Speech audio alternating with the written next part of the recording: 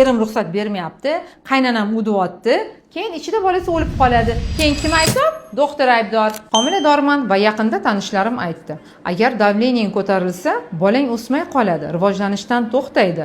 Rostdan ham shunaqami? Homiladorlikdagi yuqori qon bosimi, ya'ni gipertoniya bu juda ham xavfli holat hisoblanadi. Ayniqsa doimiy 140 ga 90 o'lchaganinglarda chiqsa, bu qon bosimi bola va onani hayotiga jiddiy salbiy ta'sir ko'rsatishi mumkin. Qon bosimi oshganida onadan homilaga boradigan qon oqimi keskin pasayib ketadi. Buning natijasida esa homilada o'tkir kislorod yetishmasligi, homilani rivojlanishdan ortda qolishi, yo'ldosh yetishmasligi va buni natijasida erta chala muddatidan oldin tug'ilishi, hatto eng yomon holatlarda homila onasini qornida nobud bo'lishi mumkin.